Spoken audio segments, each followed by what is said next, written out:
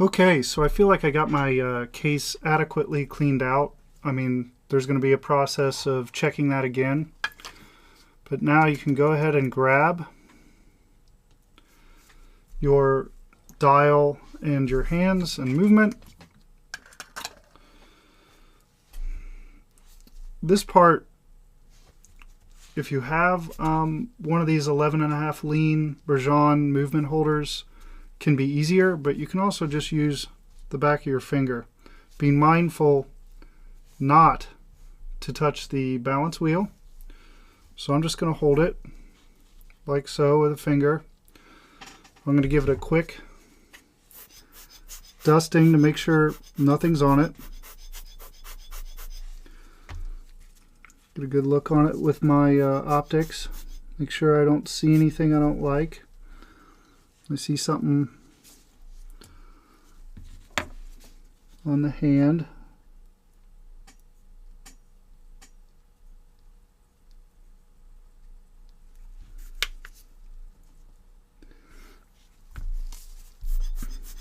Just make sure this guy looks great.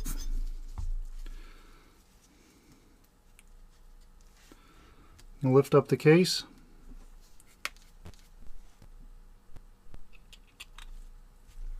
Put it right in like so. And then you're going to check. This is when you're really going to see whether or not there's dust or something on the inside of your case, which I'm already seeing.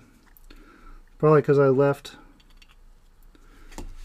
my case out too long before I moved to this section of the video. So I'm going to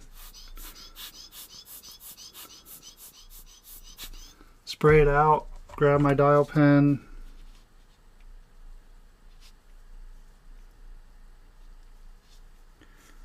use that again on it.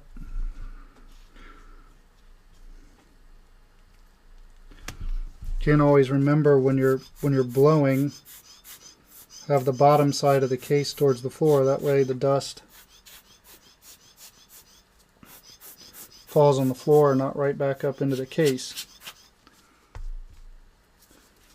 Black dial, definitely, you're going to see every little thing. So you want to be thorough with this part.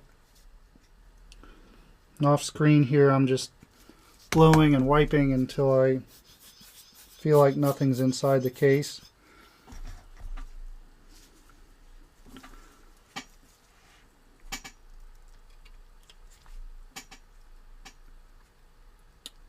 Lift it up again. Seeing something?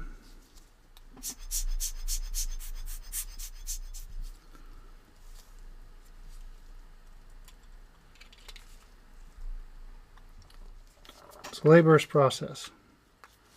Brushing it out, blowing. Can be deceiving because sometimes stuff on the top of the case looks like it's inside the case. I've seen people use compressed air for this, and that surely works. Gives it a little more force than your blower to really move some dust out of the inside of this guy.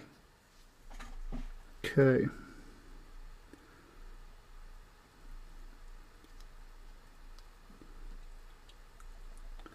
Once you get it in there, you inspect.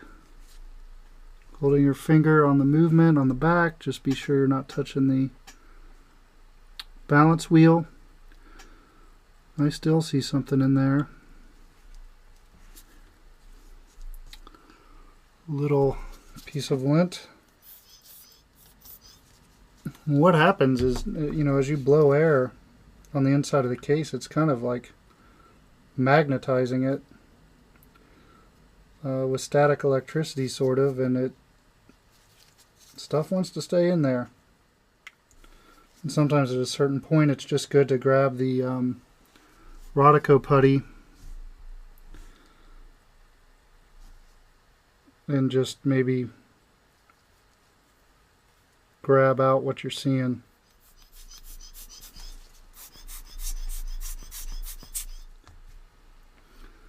I may have it here.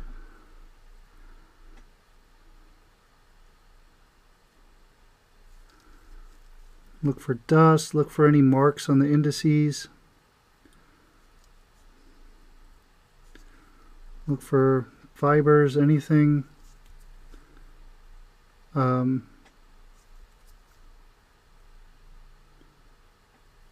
think I'm good. So, keeping pressure on the back of the movement, you can turn the case over and feel somewhat confident that nothing more is going to get in. I also mentioned when I did that, I lined up 12 o'clock and 6 o'clock just so it's ready. It's ready for me to insert the crown.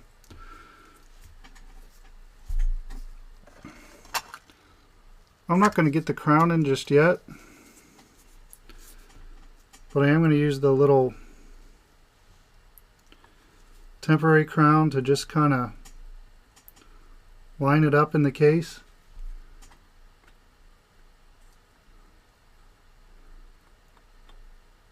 And I'm doing this in preparation of putting in the movement ring.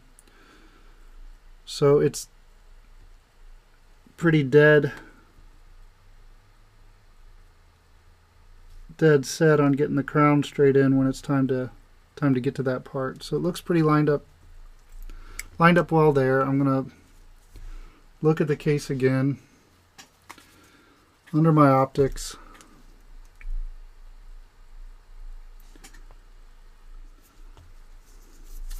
Appears to be an infuriating little smudge on the inside.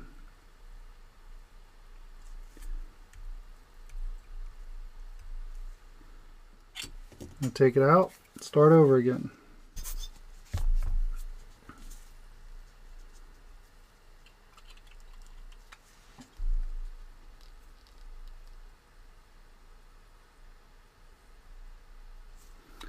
Looking good.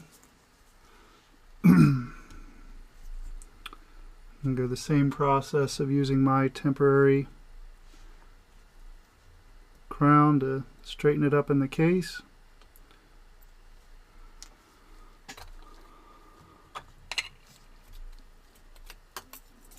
I'm going to put my movement ring in. This is where the crown goes in. See how there's this notch in it? You want the notch facing up towards you as you put it in the case. And you want to put it in the case pretty straight.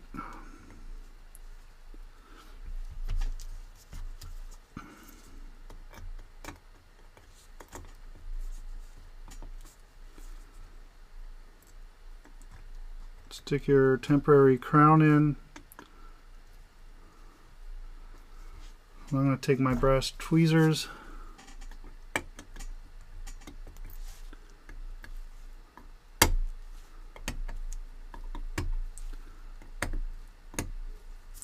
push the movement holder in until it snaps down firmly in place.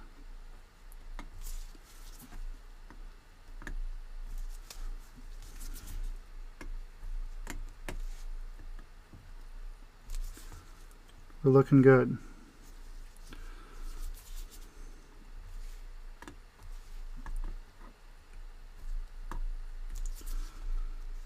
In there, perfect.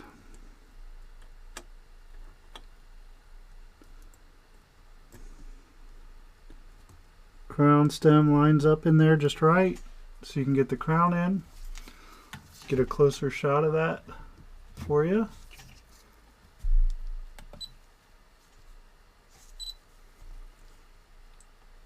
I can get my crown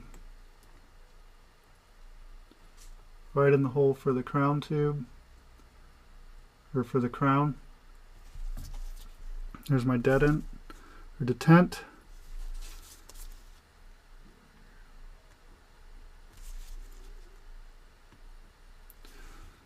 And it's just really important you line up this notch. Doesn't have to be 100% perfect, but you have to line it up well enough that the crown stem gets right in to the case and into the movement.